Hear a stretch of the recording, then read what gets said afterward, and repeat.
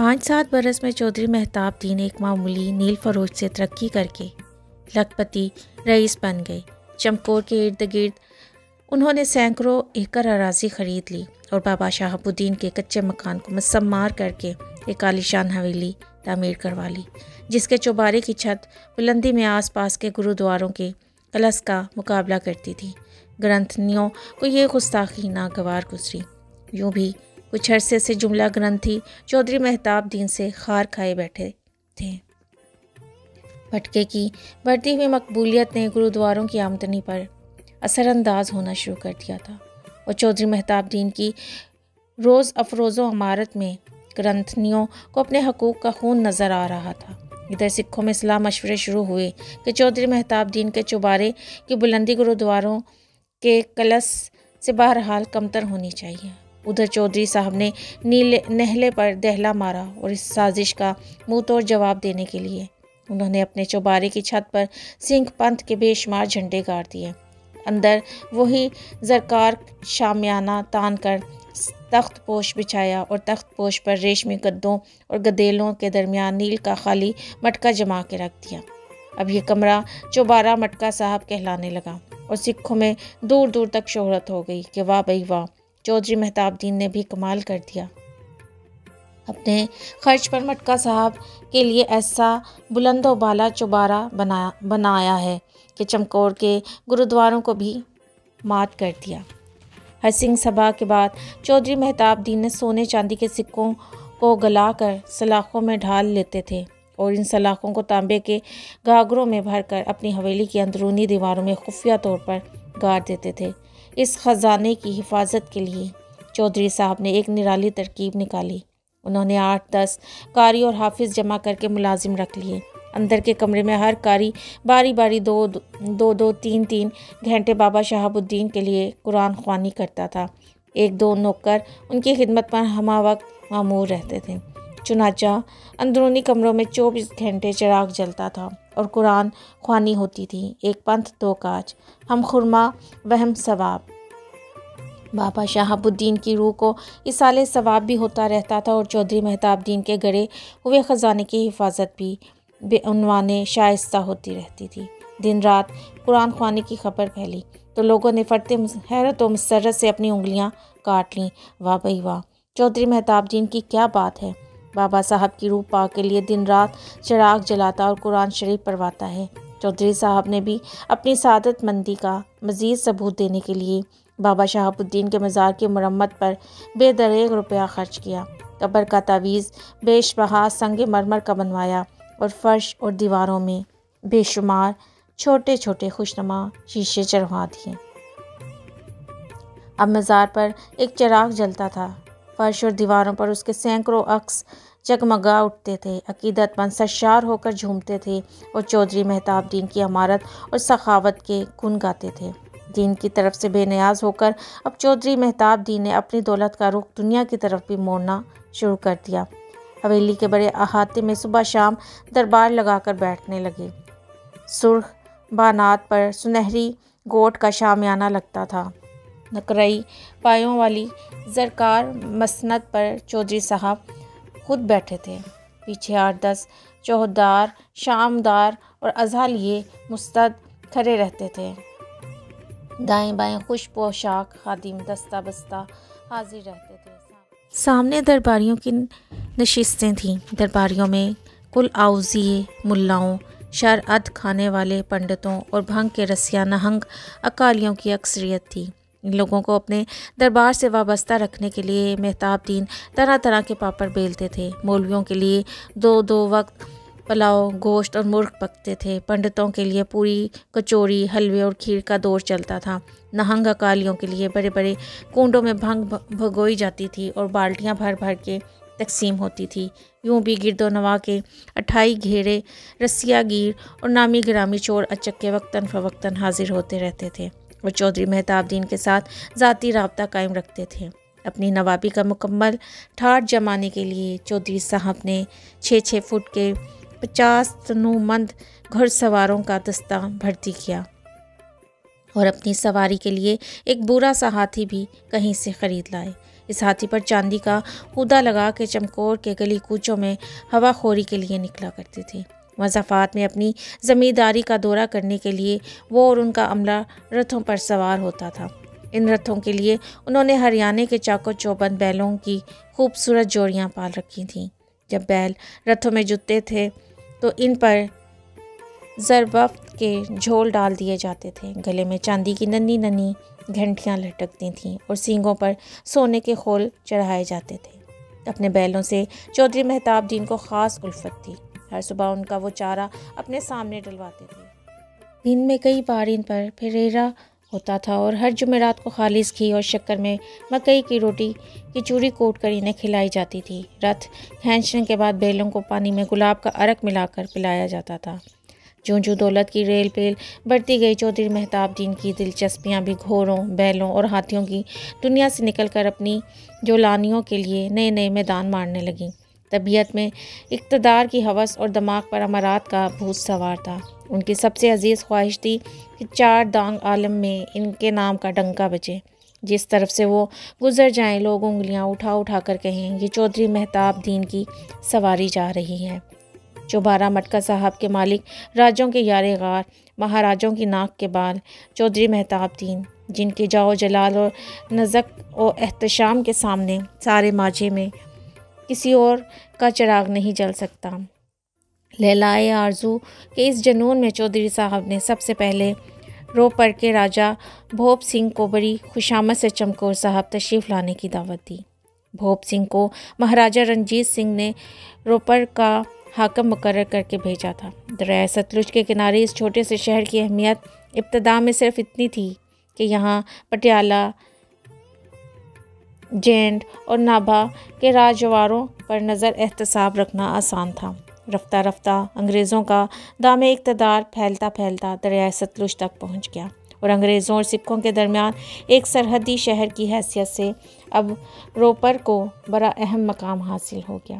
راجہ بھوپ سنگھ نے اس صورتحال سے پورا فائدہ اٹھایا۔ انگریزوں کے خلاف رنجیت سنگھ کے ساتھ اور رنجیت سنگھ کے خلاف انگریزوں کے ساتھ اس نے ساز باز کا کچھ ایسا جال بنا، دونوں بھوپ سنگھ کو اپنا جگری دوست ماننے لگے اور سازشوں کی سلجھاؤں میں بھوپ سنگھ رفتہ رفتہ روپر کا خود مختار حکمران سا ہو گیا۔ لاہور کا دربار اور انگریزوں کے ایجنٹ راجہ بھوپ سنگھ کو وہ مانگی رقمیں بھیجتے رہتے تھے، جنہیں وہ شراب، کباب اور عورت پر بے دریغ خرچ کر ڈالتا تھا۔ اگر کبھی یہ رقمیں وصول ہونے میں تاخیر ہو جاتی تو بھوپ سنگھ کے سپاہی روپر کے گرد و نواح میں نکل جاتے تھے اور دن دہاڑے ڈاکے ڈال کر سونا، چاندی اور غلہ، علاوہ گائے، بھینسوں، گھوڑوں اور جوان عورتوں کو بھی ایک ہی لاٹھی سے ہانک لاتے تھے۔ راجہ بھوپ سنگھ عرصہ سے چودھری مہتاب دین کی دن دگنی اور رات چوگنی امارت کے چرچے سن رہا تھا۔ اسے وہ طلسماتی مٹکا دیکھنے کا بھی شوق تھا، جو سال میں کئی بار دولت کے انبار اگلتا تھا۔ اس کے علاوہ چمکور صاحب کے مقدس گرودواروں کی زیارت بھی ایک بہانہ تھی۔ چنانچہ جب بھوپ سنگھ کو چودھری مہتاب دین کا دعوت نامہ ملا تو اس نے بصر و چشم قبول کر لیا۔ یہ خبر سن کر چودھری صاحب کا سر وفور مسرت سے چکرانے لگا اور انہوں نے فوراً بابا شہاب الدین کے مزار پر حاضر ہو کر 2 نفل شکرانہ ادا کیے۔ راجہ بھوپ سنگھ کی خاطر تواضع اور استقبال کے لیے چودھری مہتاب دین نے جس پیمانے پر انتظامات شروع کیے وہ اپنی مثال آپ ہیں۔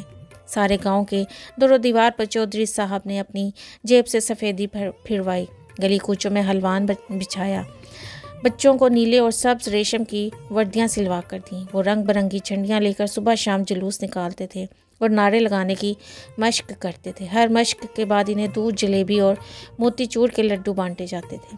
پانڈوانا کے میدان میں راجہ بھوپ سنگھ کے سواروں اور سپاہیوں کے لیے خیموں اور شامیانوں کی قطاریں استادہ ہو گئیں، جن میں وہ سینکڑوں مشعلوں، شمعوں اور فانوسوں کا اہتمام کیا گیا۔ گرد بٹھانے کے لیے 20 سکے صبح شام چاروں طرف چھڑکاؤ کرتے تھے۔ چھڑکاؤ کے پانی میں عرق گلاب کی بوتلیں بڑی فیاضی سے ملائی جاتی تھیں۔ چودھری مہتاب دین کی حویلی کے مردانے میں راجہ بھوپ سنگھ کی رہائش کا بندوبست کیا گیا۔ مہمان خانے کی دیواروں پر ابراق ڈال کر سفیدی کرائی گئی، دروازوں پر زری اور کم خواب کے پردے لٹکائے گئے تھے اور فضا کو ہر لہجہ معطر رکھنے کے لیے کئی ملازم عطر کی پچکاریاں اٹھائے مستعد کھڑے رہتے تھے۔ راجہ بھوپ سنگھ کو چمکور صاحب میں صرف 1 دن اور 1 رات قیام کرنا تھا۔ ان کی آمد سے 1 ہفتہ قبل راجہ صاحب کے کچھ افسر انتظامات کا جائزہ لینے تشریف لائے۔ انہوں نے تقریباً ہر چیز میں کچھ نہ کچھ میخ نکالی اور راجہ صاحب کے قیام کو آرام دہ بنانے کے لیے چودھری مہتاب دین کو بہت سے مشوروں سے نوازا۔ ایک مشورہ یہ تھا کہ راجہ بھوپ سنگھ کے لیے اعلیٰ درجہ کی شراب کثیر مقدار میں موجود ہو۔ شراب کے ساتھ کباب بھی لازمی ہے، لیکن گوشت حلال نہ ہو، خالص جھٹکا ہو۔ شراب اور کباب کے بعد راجہ صاحب صرف سور کا گوشت نوش فرماتے ہیں۔ سور جوان اور فربا ہوں اور کھانے کے بعد اعلیٰ درجہ کے ناچ گانے کی محفل برپا ہو تو چودھری صاحب کے ذوق میزبانی پر راجہ صاحب کی خوشنودی کی مہر ثبت ہونا امر یقینی ہے۔ یہ ہدایات سن کر چودھری مہتاب دین ایک لہجہ کے لیے سکتے میں آ گئے۔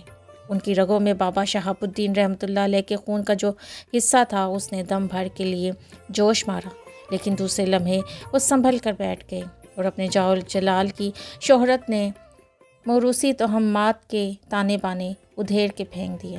چودھری صاحب نے اپنا خاص رتھ 2 خوش سلیقہ مصاحبوں کے ساتھ امبالہ کی طرف بھگایا تاکہ وہ یکتائے روزگار موسیقار جھمکا جان اور جگہ دھری کے مشہور عالم رقاصہ ترنجن بھائی کو جس قیمت پر ہو سکے اپنے ساتھ لے آئے۔ دونوں کے ساتھ 3 ہزار روپیہ نقد، 1 جراؤ گلوبند اور 2 شاہانہ جوڑوں میں معاملہ طے ہوا اور پانڈوانا کے میدان میں ان کے طائفوں کے لیے کئی ایک اور خیمے بھی نصب کیے گئے۔ شراب کے لیے چودھری صاحب نے اپنے گماشتے لدھیانہ روانہ کیے۔ وہاں پر انگریزوں کا پولیٹیکل ایجنٹ کرنل ویڈ تھا۔ وہ ریشہ دوانیوں کے علاوہ درپردہ انگریزی شراب کا بیوپار بھی کیا کرتا تھا۔ چودھری مہتاب دین کے آدمی اس سے منہ مانگی قیمت پر اعلیٰ درجہ کی ولایتی شراب کے 3-4 پیٹیاں خرید لائے۔ فرپا اور جوان سور فراہم کرنے کے لیے چودھری صاحب کو البتہ قدرے دقت کا سامنا کرنا پڑا۔ سب سے پہلے وہ گرودواروں کے گرنتھنیوں کے پاس گئے کہ وہ اپنی وساعت سے منہ مانگے داموں پر چند ایک اچھے سور منگوا دیں، لیکن سکھ گرنتھنیوں اور پارٹھیوں نے واہ گرو کر کے کانوں کو ہاتھ لگایا کہ ہم بابا شہاب الدین کے ساتھ اپنے عہد کو توڑنے کے روادار نہیں ہیں۔ ہر چند چودھری مہتاب دین نے انہیں یقین دلایا کہ عہد نامہ کی شکست و دریغت کا وبال خود ان کی اپنی گردن پر ہوگا، لیکن گرودوارہ مدما صاحب کے بوڑھے گرنتھی گیانی کھرک سنگھ نے انہیں سختی سے ڈانٹ دیا۔ چودھری مہتاب دین، تم اپنے آپ کو کس کھیت کی مولی سمجھتے ہو؟ آج مرے کل دوسرا دن، کسی کو تمہارا نام بھی یاد نہیں رہے گا، لیکن بابا شہاب الدین کا دربار اور سکھ دھرم تو ہمیشہ زندہ رہیں گے۔ ان کے معاہدہ کو ہاتھ لگانے والے ہم تم کون؟ چودھری صاحب کا بس چلتا تو وہیں کھڑے کھڑے گیانی کھرک سنگھ کا منہ نوچ لیتے، لیکن راجہ بھوپ سنگھ کی آمد کے موقع پر سکھوں سے لڑائی جھگڑا مول لینا کرین مصلحت نہ تھا۔ چنانچہ چودھری مہتاب دین خون کا گھونٹ پی کر رہ گئے اور دل ہی دل میں کرکتے اور جملہ سکھ پنتھ کو گالیاں دیتے واپس لوٹ آئے۔ گھر پہنچ کر انہوں نے کوئی درجن بھر چماروں کو جمع کیا اور انہیں توڑے دار بندوقوں اور تیز دھار بلموں سے مسلح کر کے بیلے کے جنگلوں میں بھیج دیا کہ وہ تنومند اور جواں سال سوروں کا شکار کر کے لائیں۔ خدا کر کے آخر وہ روز سعید بھی آ پہنچا، جس کے انتظار میں چودھری مہتاب دین بے قراری سے گھڑیاں گن رہے تھے۔ راجہ بھوپ سنگھ اپنے جنگی رتھ پر سوار چمکور صاحب تشریف لائے۔ ان کے جلوں میں ہاتھیوں، گھوڑوں، شکاری کتوں اور فوجی سپاہیوں کا لاؤ لشکر تھا۔ جب یہ جلوس چمکور صاحب کی حدود میں داخل ہوا، چودھری صاحب کے 20 ملازم پھولوں کے ٹوکرے اٹھائے درو دریا کھڑے تھے۔ جہاں جہاں یہ قافلہ گزرتا تھا، یہ لوگ گلاب، چنبیلی اور گیندے کے پھول رتھ کے راستے میں بچھاتے جاتے تھے۔ چھوٹے چھوٹے بچے رنگ برنگی جھنڈیاں لہراتے تھے اور گلی گلی میں بارودی بینڈ سکھوں کے مشہور ترانے بجا بجا کر سلامی دیتے تھے۔ راجہ بھوپ سنگھ نے پہلے سارے گرودواروں کی زیارت کی، پھر وہ بابا صاحب کے مزار پر حاضر ہوئے اور اس کے بعد انہوں نے چوبارہ مٹکا صاحب جا کر اس طلسماتی مٹکے کو تعظیم دی، جس کے بطن میں سونا چاندی بڑی افراد سے پیدا ہوتا تھا۔ راجہ بھوپ سنگھ نے نیلے ظریفت کا سرپوش اٹھا کر مٹکے کے اندر للچائی ہوئی نظروں سے جھانکا، جو آج خاص طور پر سونے چاندی کے سکوں اور زیورات سے لبالب بھرا ہوا تھا۔ चौधरी मेहताबदीन ने लपक कर मटका उंडेल दिया और राजा भूप सिंह के कदमों में ये जरी अंबार लगाकर बड़ी लज्जाहत से अर्ज़ किया, हजूर फ़कीर का ये हकीर नजराना कबूल हो। राजा भूप सिंह के ख़ास मसाहबियों ने ये सारा अंबार समेट कर बड़े बड़े रुमालों में बांध लिया। राजा साहब ने इजहार खुशनुदी के लिए मटका साहब को दोबारा तज़ीम दी। अंग्रेज़ी शराब की बोतलें राजा साहब को ख़ास तौर पर पसंद आईं। सर शाम पांडुआना के मैदान में बड़े बड़े सूरों की खालें उतरने लगीं और रात के जब झुमका जान और तरंजन बाई के ताइफे अपना अपना साजो सामान सजाकर महफिल में जम गए तो यकायक चमकौर के हिंदू, मुसलमान और सिख बड़े बूढ़े अपने घरों की कुंडियाँ चढ़ाकर अंदर दुबक कर बैठ गए। पिछले 150 साल में आज पहली मर्तबा चमकौर में बस सरे आम सुअर का गोश्त काटा गया था। आज तक इस कस्बा की फ़िज़ा झुमका जान के तबले की थाप और तरंजन भाई के घुंघरों की झनकार से नाआशना थी। रात के बढ़ते हुए सन्नाटे में जब इन साज़ों की आवाज़ फ़िज़ा में दूर दूर तक लहराई थी तो गांव वालों के दिल धक धक करने लगे थे। खुश अकीदा औरतें जो हर जुमेरात को बाबा साहब के मज़ार पर दिया जलाने जाती थीं, सहम सहम कर कोठों की मंडेर से लगी बैठी थीं। तूफ़ान ज़दा अंधेरी रातों में इन्हीं कोठों पर चढ़ चढ़ कर इन मुक़द्दस चिरागों से अपनी मुरादें मांगा करती थीं जो बाबा साहब के फैज़ से पांडुआना के मैदान में रोशन हुआ करते थे। आज इसी मैदान में रंगो बू का एक सैलाब सा आया हुआ था। कंदीलों और शमों के ज़िया ता हद्दे नज़र जगमगा रही थी, लेकिन शराब में बदमस्त फौजियों की हर हंकार के साथ गाँव वालियों के दिल लरज़ने लगे थे, जैसे कोई ज़बरदस्ती उनकी बाहें पकड़ कर खींच रहा हो। बेज़बान कंवारियाँ जो सपनों की बारात लेकर बाबा साहिबा के मज़ार पर कच्चे चावल और शक्कर की मुठियाँ भर भर कर निछावर किया करती थीं, यूँ हैरान परेशान थीं जैसे भरे हुए चौराहे पर बरसरेआम उनका सुहाग लुट रहा हो। सारा गांव कटी हुई पतंग की तरह अनजानी फ़ज़ाओं में डगमगा रहा था। रवायात की डोर टूट गई थी, सबात का पेच कट गया था, सुकून की दौलत लुट गई थी, तारीख़ के सांचे बेनूर हो गए थे, वक्त का पासबान सो गया था। सदियों के सकूत को फ़कत एक रात के शोर ने निगल लिया था।